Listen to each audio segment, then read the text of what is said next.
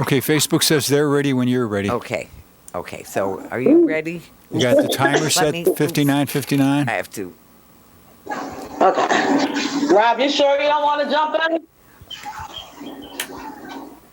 No? The interview. What's your... Okay. Oh, okay. Well, he can still chime in if he wants to. Yeah. What's his name? Robert. Robert. Yeah, if he wants to, any time is a good time for him to, Yeah. put it to. He ain't ready at all. Okay, well then never mind. That's fine. There's no harm on that. Okay, so we're Timer ready. set. The timer is set. All right, flip the switch that starts the timer. Yes. Put the clapper in front of your face. When you hit the clapper, you're on the air. Thank you. Welcome to Talking Peace with the Western New York Peace Center, being recorded here at Think Twice Radio in the home of the future. Thanks to our friend and producer, Richard Wicca. Thanks, Richard. And thanks to the people at WBNY, our friends at Buffalo's original alternative radio station at 91.3 FM, coming out of Buff State. So thank you, Buff State. And while we're giving thanks, I always feel thankful for our indigenous friends from whom, well, first of all, that we have to remember that we are on stolen Haudenosaunee land, that the Senecas were, this land was taken from the Senecas for those of us who are actually on the show right now. And they were, pushed off through both violence and trickery and broken treaties. And yet, in spite of all that, the indigenous people, and especially the Haudenosaunee, always start their events by remembering the people who have gathered, the love that brings us together, the Mother Earth, and all of the things that she provides, both all of the plants, the medicinal and nutritional plants, the trees that do so much for us in every kind of way, from the soil to the air, and the oxygen that they give us, all of the creatures, the different swimming, four-legged and flying creatures, and all the elements, the sun, the moon, the stars, and all of the instructions that were given by the Creator, that we should be following so that life could continue in this creation. So we're thankful to the Creator. And then after that, then they would always say Yahweh, which means that thankfulness for the whole. And then the people say no. So you could say no. Yo. Thank you. Thank you. And thank you for coming on. We have a very special show with TOPS employee, friend, and perennial community activist and just a caring, loving individual, Brenda Miller-Herndon. Brenda, thank you for coming on. Thank you. Thanks for having me. Oh, I'm grateful to have you on. Are you kidding? So I was so grateful when you called out to me the other day, and I was able to get your correct phone number now. So I haven't had it in a little bit. So anyway, so before we get started, I just want to say, a lot of times we think about values that we want to uphold in the topic or in the discussion. So is there a value you think of that you want to especially focus on in this discussion? Or in the topic of dealing for the TOPS employees with what happened? What's a value, some kind of value? Valuing that everybody could come with a peace of mind, or be taught what they don't know. Wow. Like they don't know that I was a community organizer before I started working there. So I pretty much kept to myself. So that's all I knew. But when things started happening, and then they started hearing me speak more, they was like, well, how did you know that? I was like, well, I tried to, tell y'all don't know me. Because I kept on saying, you don't know me. And my favorite saying is, you barking up the right tree over here. Right. You don't know me. So what I want them to value is basically hope, to have hope. They call us Chops 250 Strong, because that's the name of the store, the number of the store, 250, the location of the store. So they call us Chops Strong. But the teaching them what they don't know, as far as what I was saying, like the Black hate crime bill, they don't know anything about stuff like that until they hear me talk about it, or they'll ask about it, or I'll say to somebody, it'd be so much better if we can all just go to Albany and just speak before the legislature about the hate bill, the hate, if I'm even saying it right, the Black hate crime bill. Because this is something that should have been in effect for a long time. So they have less hope at all. They figure the more they some feel like they're being rushed to go back too soon. Some are traumatized more than others.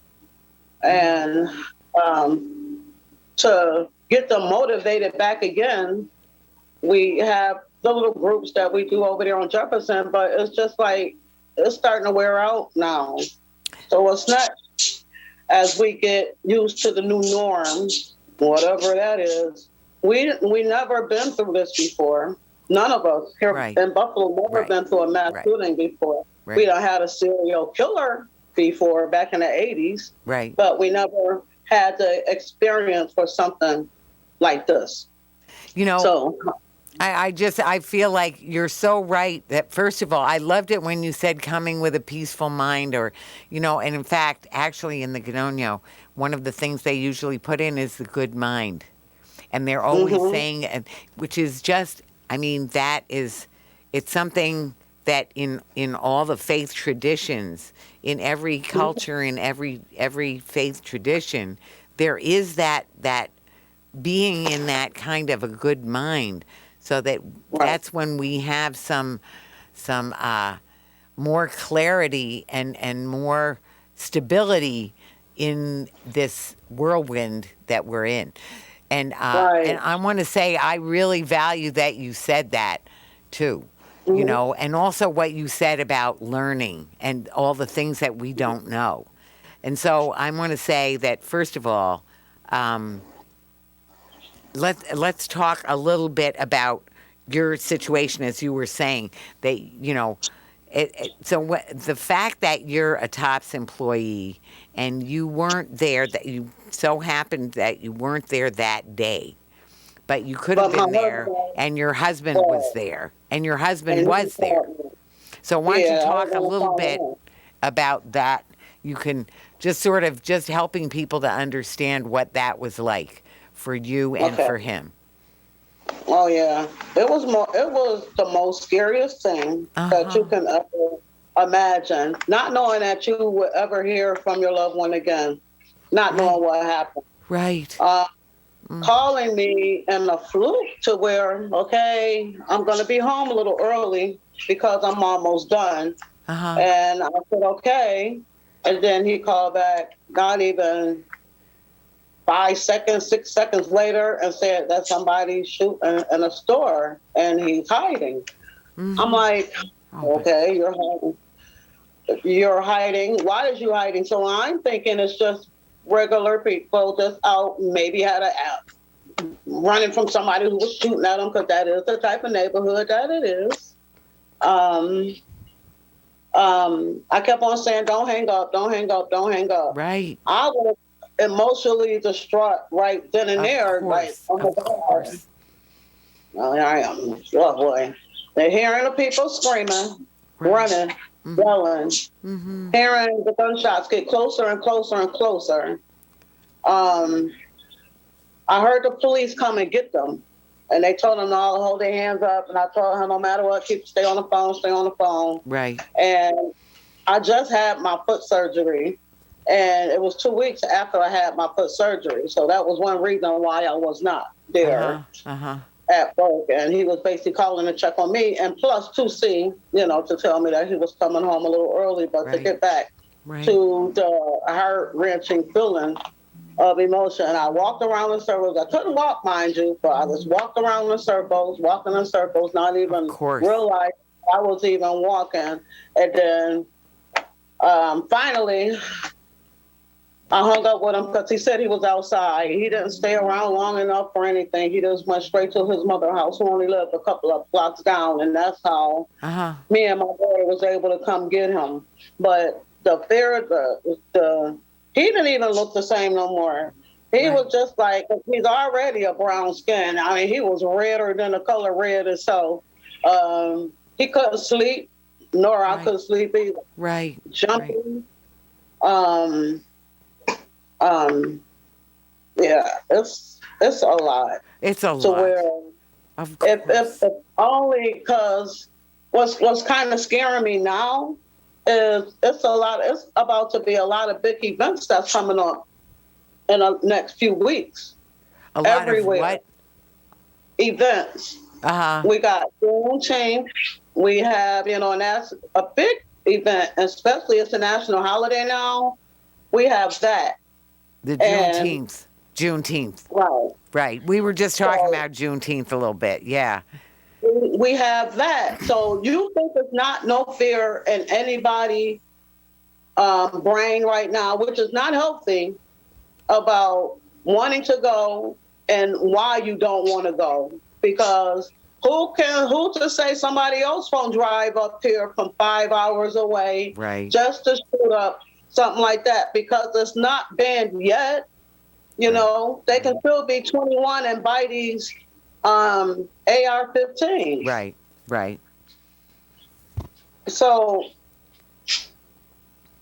the congressmen, they say they're doing what they can do. So that, they stand, they all sitting at the table, but Washington. And then what's sad about this whole thing is I don't want to make it political about what happened at COPS, but it's election year. So they're going to say what they're going to say just so you can vote for them. You know what I mean? It's funny when people say, what does it mean for things to be political? Because I want to tell you that my understanding, the word political, it just means poly means many, right? So political means that which affects the many. So when people talk about politics, well, the politics means it affects the many, or even a policy affects a lot of people, right? So the things that affect a lot of people, there's a lot of them, and they are just like that. You can't stop them from affecting a lot of people. So the laws as they stand, the policies as they stand, the things that are done and the things that aren't done, right, all affect a lot of people. So now we could get into, there's a lot of policies that we could talk about. I want to talk a little bit too about the current situation for the employees and the survivors as far as you know. So first, for the employees, so are people, on paid leave now or not, or what? Well, basically paid leave, yeah. That's the one thing that they definitely did was give them paid leave. They have paid leave. But as far as any monies coming from the 515 fund, the committee that's actually doing that, it actually released the draft protocol online, and it will explain why the money won't be distributed until October, because funds and people are still donating, and there's a cutoff line, in I believe September. So they try to actually reach that goal to 4,000, and the way that they have those brackets, I believe it's fair. The people that were, the families that was killed, Right. they definitely going to get, they're number one. They're going to get the Right. majority Sure. of whatever that is. Even though regardless of what money it is, it's not going to bring anybody back. But No, this right. is just what's real. Right. This is what's going on. Right. We don't know how much money nobody's getting. And Right. we don't know when Tops is open because they said they got a lot of work to do. Right. They do have some employees in there helping them straighten out. Right. Right. We go see it. We go see it as a group Friday at 3:00. Oh, I don't know how too much feel about that, but I think I'm ready. But I'm quite sure when the day comes, and you're like, oh. Sure. Just like I was just now when waiting on you at 8:00, I said, oh, it's almost 8:30. So it's like that feeling, So. Well, well, first of all, our alert system, it's fight, flight, freeze, right? And first of all, most of us already have a broken alert system because of either historic trauma or other traumas or shame being the subtle trauma in this shame-based society, or stress, just plain stress, Right. always being stressed out about finances or activities or whatever. So first of all, most of us are coming into it with a broken alert system anyway. Then you have a trauma like you just had. Absolutely, your alert system must be off the charts, right? So everything that you can do to help yourself keep that good mind, right? That peaceful mind is to the good. But it is a tall order, and it's very hard because everything else is working against it, right? All the little triggers or reminders or different things, or any stress that comes to you, like the stress of you're willing to be on this radio show, right? Yeah. Radio show. So, so I'm very grateful that you are willing. So are you financially? Are things all right? Or are you able to get food? Or are things or not? No. So they're not. Well, through my husband's paycheck, and disability, that's nothing for me. I can't wait until they actually get me off so I can start collecting a regular paycheck like them, because I just got you know how you had COVID and then you had that program that paid your rent for the whole year? Right. And that's not no more. You see what I'm saying? I just got caught up with my rent. Now this happened, so now I'm back again. Back behind again. Lights and gas bills, I done fell off the agreement, and it's a lot of stuff that is a lot of stress. And thanks to John and Christian, because they have set up Cash App thing. John Washington and Christian Para. Is that who did it? Good for them. Right, and they actually, it was a few dollars that was in there, and that was how I was able to catch back up with my agreements with the light and the gas bill. So are they collecting money? Can people send to that? Can people donate to that? How can they donate? My Cash App. Okay. So is it for different people? So they helped you out personally. They put it on Facebook and they shared it, and then people would say $5, $20, $75. Right. So I was able to catch up with with some of the stuff that I had that was in there. But my thing is, now, when this first started, it was Monday through Friday that it was the thing that they had for us at Jefferson. Jefferson Meriwether Library. And that's what is it that they had for you? They had 1 o'clock. It was from 1 to 5. And at 1 o'clock, we had individual counselor in case you wanted to see somebody. And then at 2:30, we would have group meetings. They had food from different vendors like chefs, Pandora's, Uh-huh. Piece of Town. They even got us something from the other chops, the chicken and stuff from like the other chops. Uh-huh. And they said it's good. We played bingo and, win little gift cards. Uh-huh. And it's open discussion. We have open discussion. Right. So that's why when they was like, oh, so that's how they knew I knew some of the stuff that I knew. Uh-huh.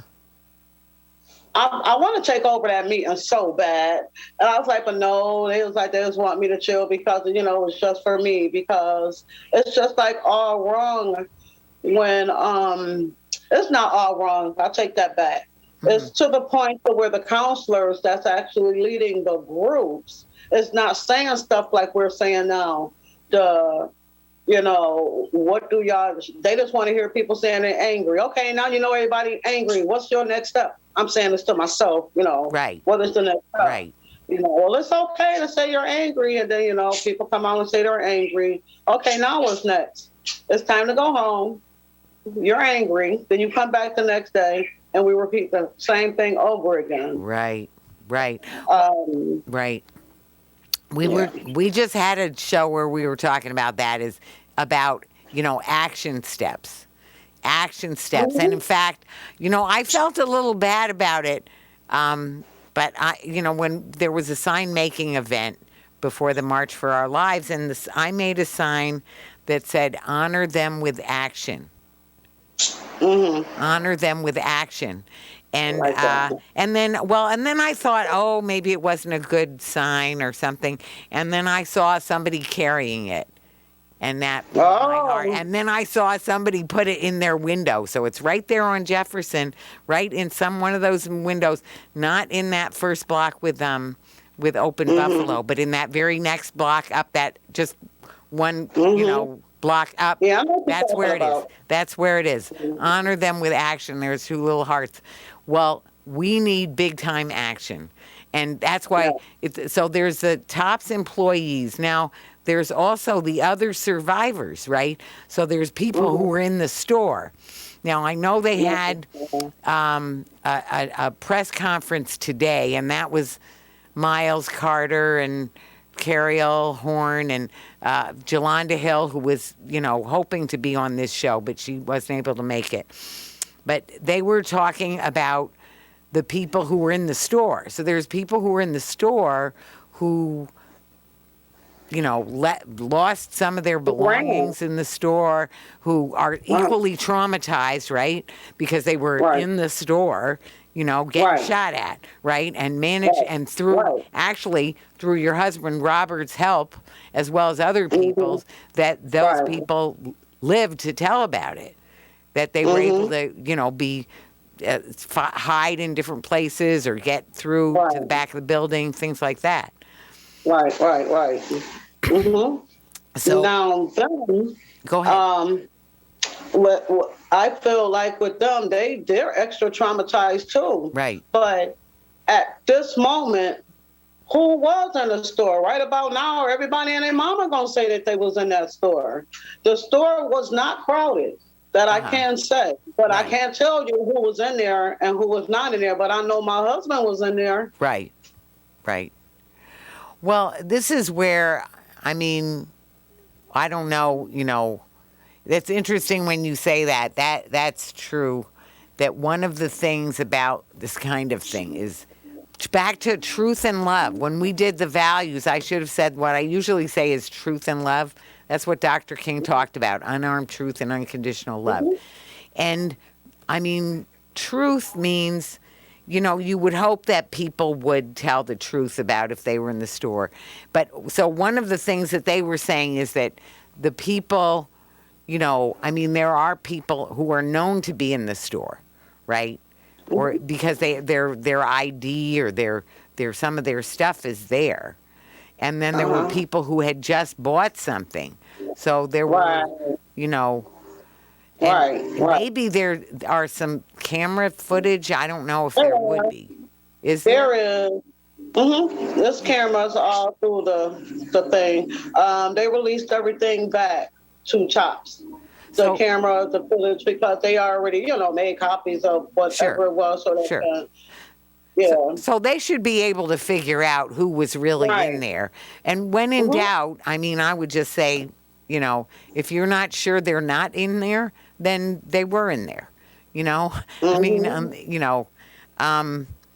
but it could be somebody that just left from out of there, right? And it happened, and they can say they was there. But it's unfortunate that people are going to say that they was there and they wasn't there, and it's it's so sad and more fortunate that they had to endure what they endured just coming out to shops like you would normally do.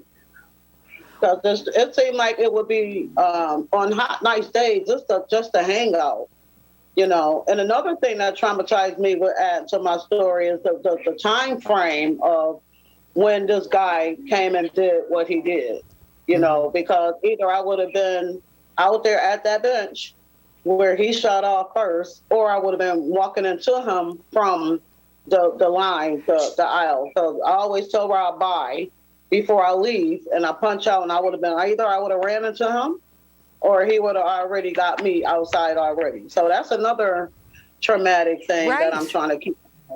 Well, so I wasn't there, but I was on the phone, and and it's just different from like everybody else. Well, Brenda, you wasn't even there, but my husband was there, and a traumatic. Not knowing you, just don't know if you're gonna hear this from this person again. Well, first of all, there's that by itself would give you a big effect, right? So there's that you might have been there, that you would have been there, that your husband was there, that you were on the phone. The way I've thought about it is, which is not unique to this event, is that there's ripple effects of the trauma. So the people who are most traumatized how to even judge? I don't even want to use that word most. But say, there's the people who were murdered and their family members, and then who injured and their family members, and then the people who were in the store working or shopping. So they were directly, but the people who were just in the store, who were leaving, who left 10 minutes earlier, or a couple hours earlier, or the people who were going to the store, or the people, what about all the people in the neighborhood? I was crying with this man who, he's talking about, he's at home with his son, and they heard the shots, and the 4-year-old asked him, what was that? What was that? So I mean, those, of course, they're traumatized. They're right there.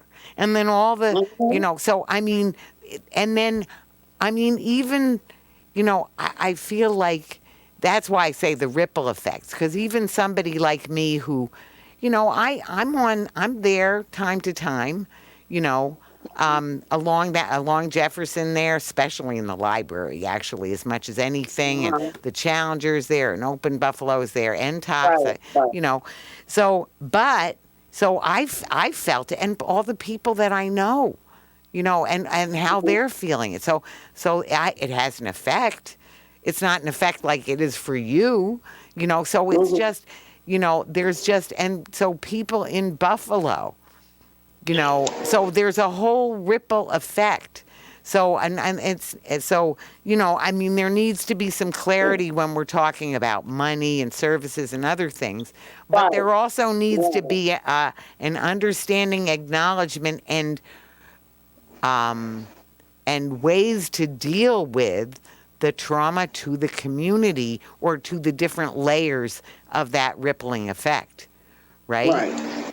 So that's where I feel. I mean, so it's all, it's all there. It's all there.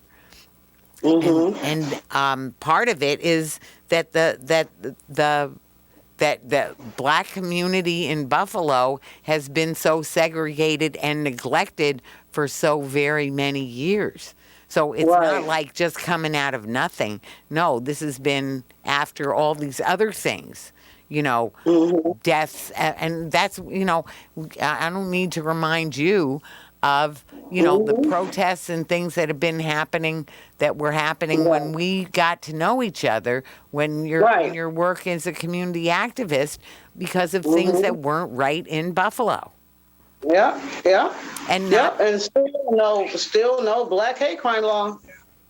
We've been screaming this from the Civil Rights Act law in 1968.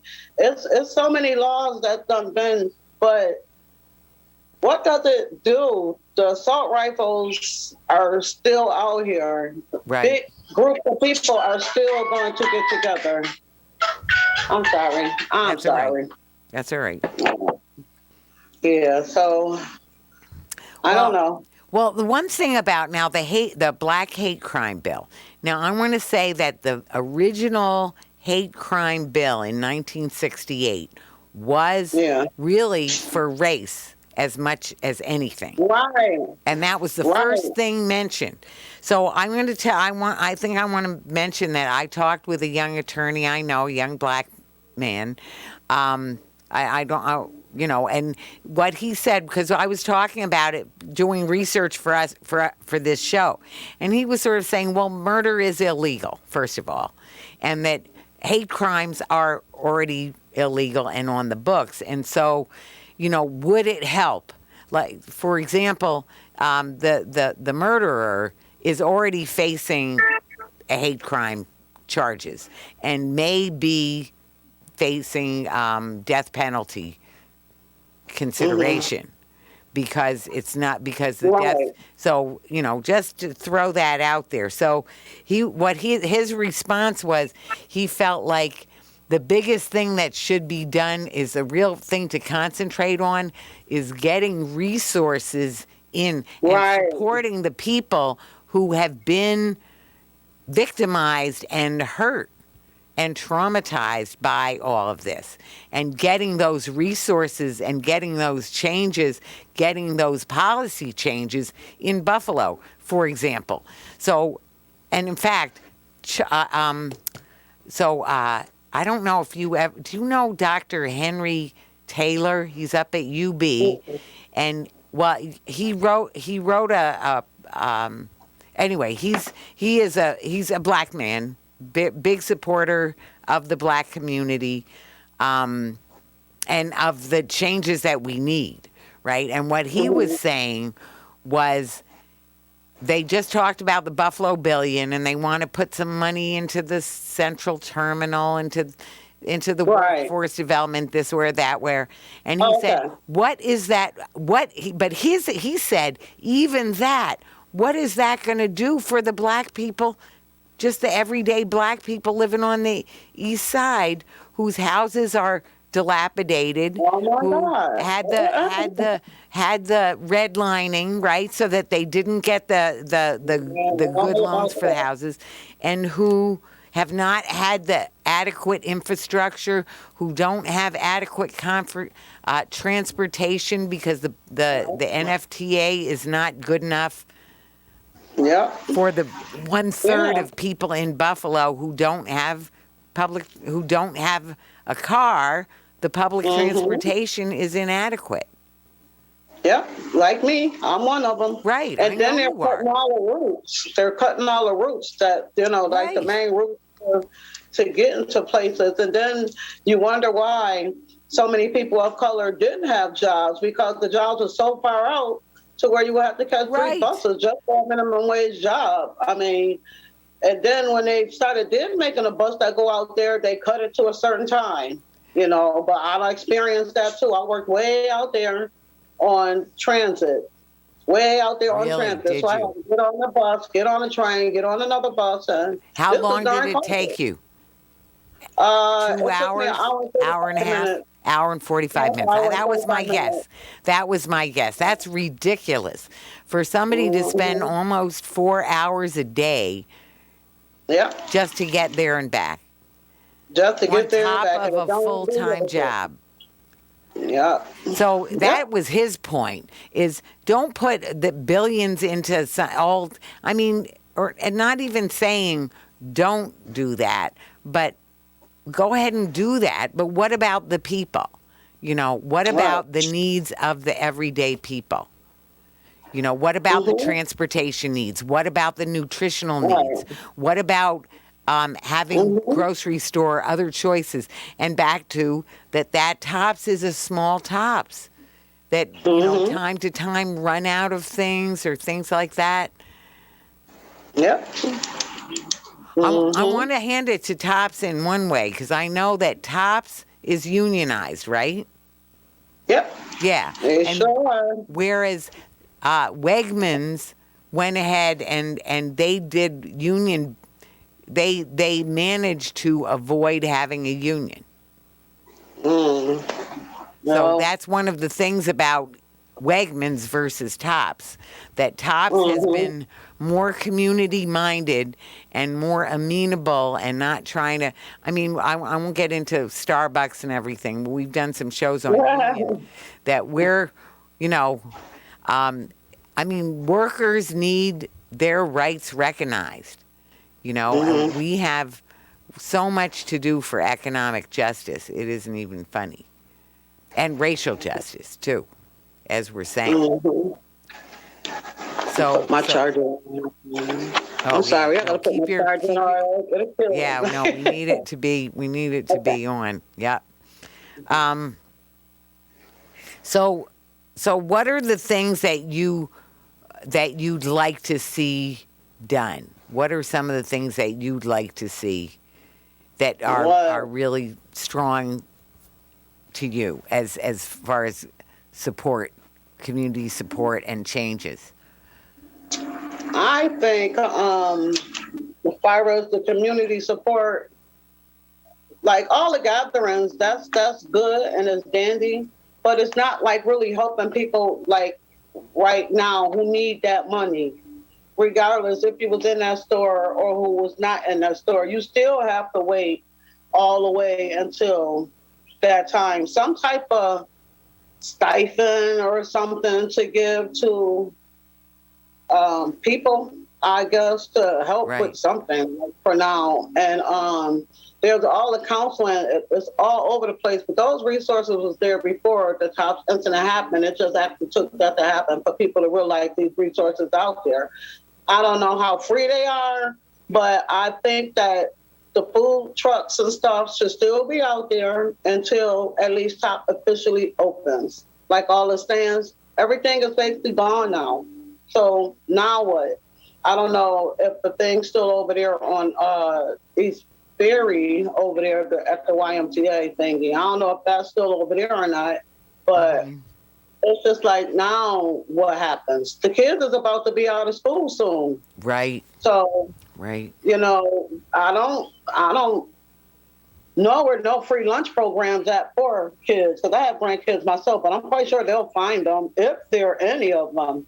And that would have been a good way to keep the kids occupied, not occupied, but I don't know, to keep them nourished or just to keep. They need both, right? Right. Nourished and occupied.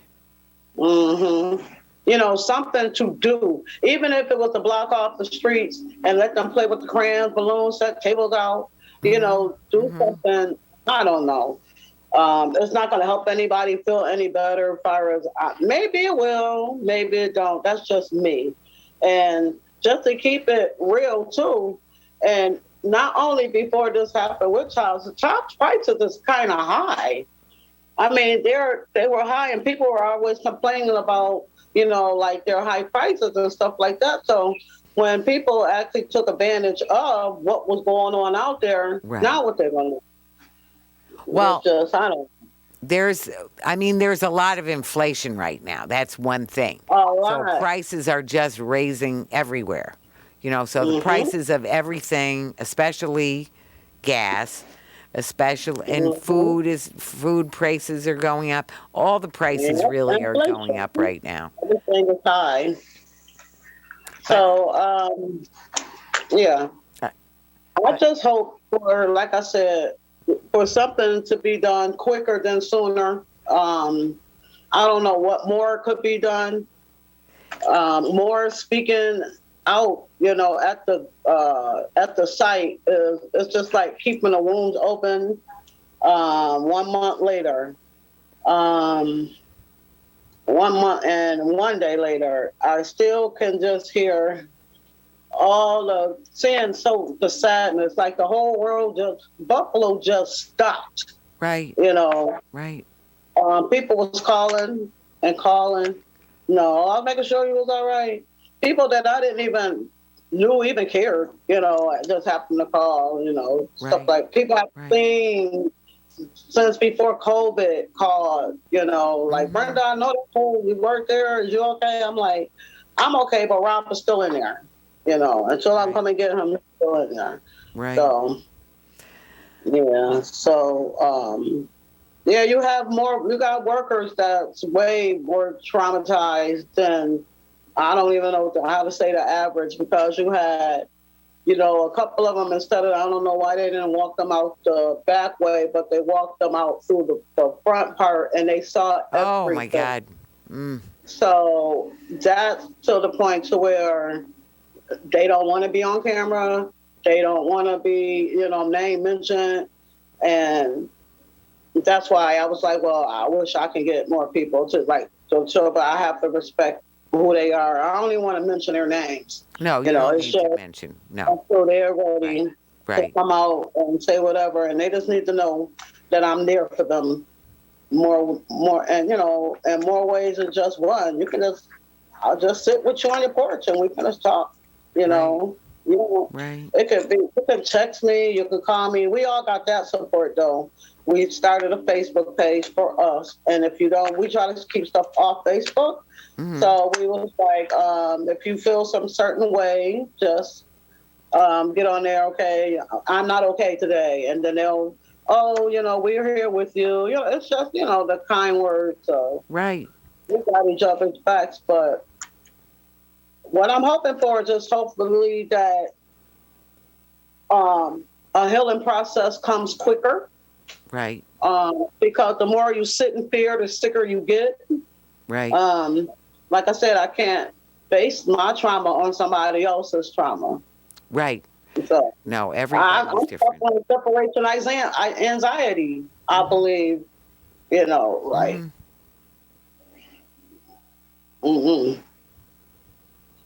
Yeah. Well, so that just being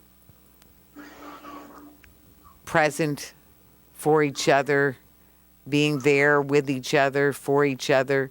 I mean, that coming from, both from your group and also from the larger community, So yeah. I feel like there's a lot, I know Wave wants to have we're just doing a show with Julian. Do you know Julian Russell or Corey Green?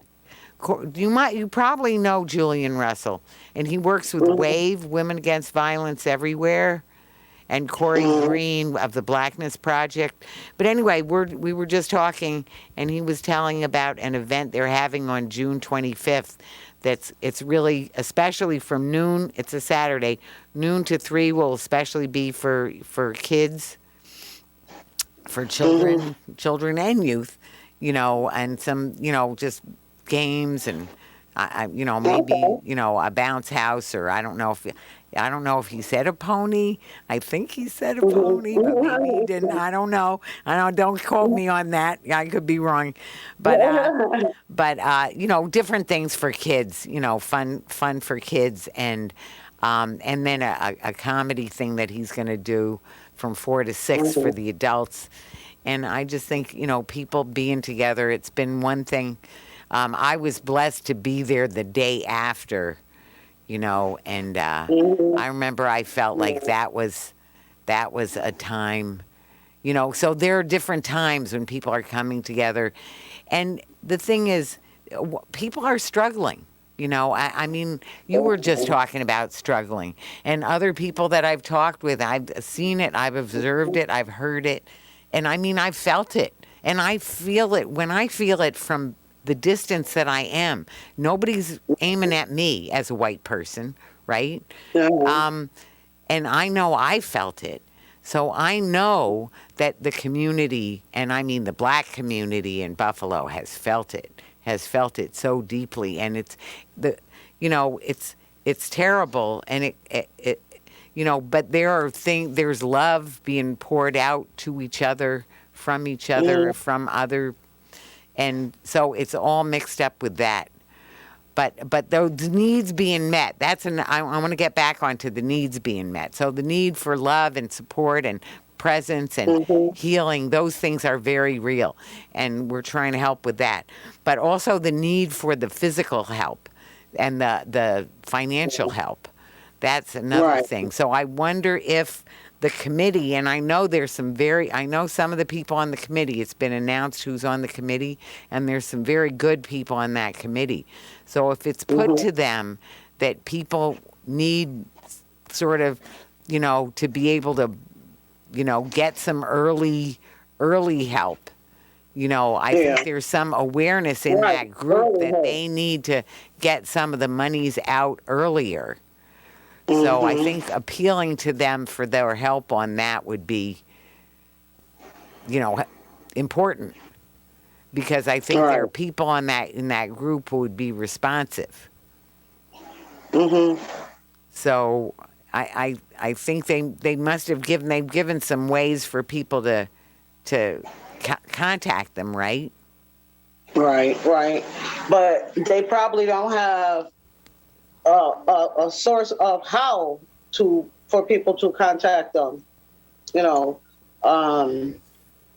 like that's why we go to the place that they have for us, Jefferson, like when they be having that thing for us. Yeah. And in our group sessions, it'd be trickle down information, which made me start doing my own research, So that's what made me start not saying I was focusing on the money, but I was saying, well, right now, if it's where it is, and we're in here, and they know the employees that was there, and they know how many employees they have, right? Why can't they just give like $200 or $200 or $500 to each person to get them by or something? But I could figure they was like, well, no, we're giving paychecks, but what about like me or the people that want there still get their paychecks, but not me because I'm on disability. So because you're on disability, is that why? Yeah. Right. And because if this didn't happen, I was already on disability. I went out on disability before this happened. So that's a fraction of your paycheck. Is that right? Yeah. Right. Yes. Right. There's nothing. So so that might be a special case. So that's something. And I think that's something that can be, you can ask there. And meanwhile, we can also ask in other ways, if there's some way can be provided for communicating with that group, about the needs and the suggestions, for what could be done. Some kind of sort of stopgap to help people get through until they've managed to sort out all the different aspects they're trying to sort out. So that's something. Especially the people that was there, because who could say somebody was running and they dropped their purse and they can't prove who they was. Right, that's what they were talking about. That's what they were talking about in the press conference today. The people who are missing their ID, their different vital papers, their wallets and their purse and things like that. They're missing that. And they were also talking about people who bought their groceries and left without any groceries. Right. So all of those things need to be rectified. You can remind the people at TOPS about that, Right. So, thanks. Yeah. So I'm happy to try and help out as much as I can or support this group. That's why I say Jolanda is definitely part of it. It's a lot to do. And that's why I said, the fact that TOPS has a store, they were the ones who had a store. They're the ones who have a union. So it's not to make TOPS out to be the bad guy. But, Right. but it is about like helping them to attend to all these different needs because the needs need to be attended to. So is it by TOPS? Is it by the whatever they Right. call this committee that has the fund, Yeah, like 514. the 514. Yeah, the 514 fund people, Yeah. committee Yeah. people. So, it's just But about cops helping. have nothing to do with that. They don't have their hands in none of that stuff. No, I know. So but there are some parts of it that are for TOPS to do, and some aren't. Right. So, like for them Right. so one of the requests was to reverse all the charges for all the groceries that day because you can't be sure that the people got their groceries. That's not going to be a significant amount. Right. Right? Right. It's not going to be significant, but that's something they could do. So that's what all the press conference was. You'll see it on the, I think it's BWNY did a good complete roll of that. And then Carlonda went on interviewing people afterwards, by the way. So you can find that on Facebook. You can find it on Facebook, the full thing. Now, I'm sure that I'll send it to you. I sent it to Jolanda. I sent it to Jolanda. I can send it to you. Anyway, so there's a lot. It's hard, and I want to say I appreciate your courage to really talk about all these needs. And I want to say dismantling white supremacy. That's what I said that earlier. We got a lot of work to do. We do. Yeah, it's going to be here forever, and it's going to get harder to fight. And then white supremacy. And there's sort of the two aspects of it. So one is by supporting the people who are being victimized by it, right? So making sure, getting the good news, getting the actual news out, getting the myths,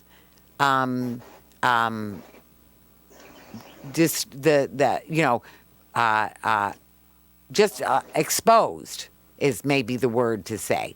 Exposing the myths of white supremacy and the lies and just the mean and wrongness of it. And the conspiracies and the bias, all that stuff. Right. And that equals that. And then holding people accountable for their white supremacist actions and injustices. Right? So dismantling, changing the policies. For God's sakes, in Buffalo, why are we doing Delaware again? Why are we redoing Delaware again? Why? When there's a whole... So those changes, the policy changes, so many things that need to be changed. And how people can help and get more involved. So I want to say, we want to support people. We want to, what are some of the ways that you'd like to see people get more involved? I don't know. Call a counselor, your counselor members in your district. Sure. That's one of the things to get involved because they want to get elected and they pick the district to run for and we are in those districts, so what are they doing? But I believe they donated to that 515. That's why I really can't say too much, as far as what they said, because all the ones that came out said that they would do something. Hell, we had the president here. He said he was going to do something, and ain't nothing been done yet. Right. Not blaming him, but we had Al Sharpner up here. We had Ben Crump up here, and I still haven't heard anything about banning that AR-15 to our lives. I think it seemed to me, in my mind, that those guns were meant to kill us, to kill people of color. Because that seems like mainly people who's getting hurt from it. We are the main victims from this. whether it's from a grocery store to, Lord have mercy, that school, churches. There's no, I don't see any reason anybody should have an assault weapon, myself. No. But anyway, so that's another thing people can get involved in. Okay. And actually, there's a whole list of those things on the Western New York Peace Center website, different sort of gun control issues. And I want to, say that the Second Amendment laws need to be the same for the white people, need to be the same for the black people as they are for the white people. That I will also stand up for that. Not that I am not a fan of guns by in any way, shape, or form, but fair is fair. Anyway, we're about to end it. Okay. I want to say, Brenda, thank you so much. Thank you so very much for your courage, for your broad-mindedness, for your honesty, for your willing, and for your love, that makes you work for people to have what they need. So we'll keep working on it together. So anyway, well, happy life for you. Thank you. Thanks a jillion to you. And all I can say is I couldn't be more grateful having you on the show. And to be continued, definitely. Yep. So this is Talking Peace, and together we've been talking peace in truth and love. Thank you so much, my friend. So welcome. Big